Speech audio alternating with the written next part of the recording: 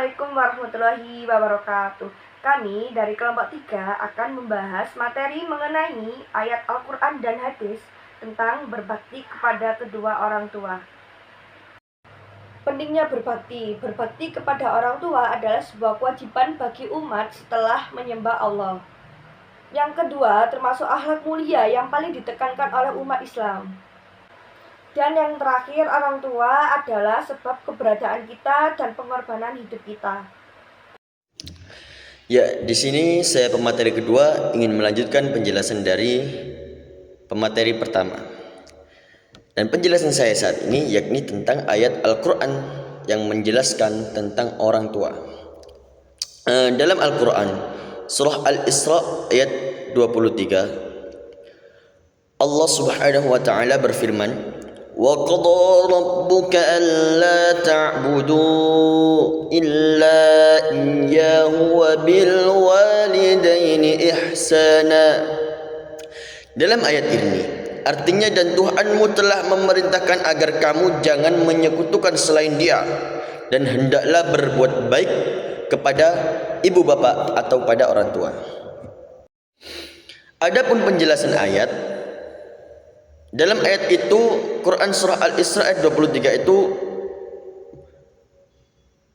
menjelaskan tentang satu, mentauhidkan Allah adalah kewajiban utama. Jadi kita itu tidak boleh menyembah selain Allah. Kita harus memprioritaskan Allah Subhanahu wa taala. Ketika kamu bekerja, ketika kamu sibuk apapun, kalau sudah terdengar azan, Allahu Akbar, Allahu Akbar, nah, maka utamakan sholat, utamakan Allah. Yang kedua, setelah itu berbakti pada orang tua. Dan yang ketiga, dilarang berkata kasar atau menyakiti hati mereka. Nah, dalam dua poin ini kita harus berbakti pada orang tua, kita harus taat juga pada orang tua. Tidak boleh berkata kasar, tidak boleh menyakiti hati, bahkan tidak boleh menyakiti fisik orang tua. Karena ada salah satu sahabat Nabi, beliau bernama Alqamah. Nah, Alqamah ini dia itu taat sama Allah, semua ibadah dilakukan.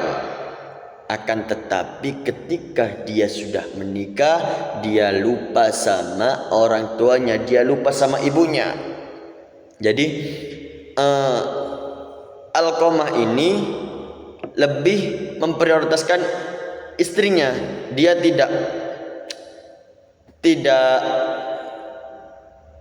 dia melupakan ibunya, padahal ibu yang merawatnya, yang melahirkannya. Nah, tapi dia lupakan ketika dia sudah punya istri, bahkan tidak mengurus ibunya sama sekali. Ketika Alqamah itu tadi sakaratul maut, akan meninggal, seluruh sahabat bahkan Nabi pun mentalkin, membantu supaya Alqamah itu bisa mengucap kalimat syahadat atau lafaz Allah. Akan tetapi susah ketika Alqamah ingin mengucapkan lafaz Allah, ketika Alqamah ingin bersyahadat. Kemudian Nabi bertanya, apakah dia punya salah? Apakah Alqamah punya salah? Sahabat menjawab, dia punya ibu,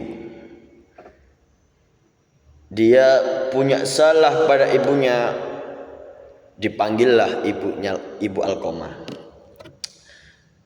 Hei ibu Alqamah, anakmu ini lagi naza, anakmu ini lagi sakaratul maut, tapi dia susah mengucapkan kalimat syahadat. Apakah dia punya salah padamu? Jawab ibu Alqamah, ya Rasul, aku cemburu, aku sakit hati. Ketika dia punya istri, dia lupa padaku. Kemudian Rasul meminta ibu Alqamah untuk memaafkannya, tapi saking sakit hatinya, ibu Alqamah enggan untuk memaafkan Alqamah. Kemudian Rasul ingin membakar Alqamah, tapi sama ibunya ditahan karena hati seorang ibu sangat lembut.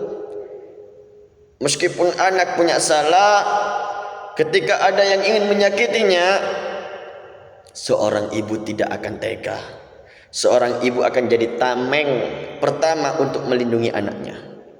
Jangan ya Rasul, aku memaafkannya, aku ridho padanya. Ketika sudah mengucapkan itu, Alqamah dapat mengucapkan kalimat asyhadu an la ilaha illallah wa asyhadu anna Muhammad Rasulullah. Kemudian wafatlah dengan husnul khatimah. Oleh karena itu, dalam penjelasan ayat ini kita disuruh berbakti, kita tidak boleh menyakiti hati orang tua, terutama seorang ibu. Dan penjelasan yang keempat, harus selalu menghormati dan menyayangi orang tua.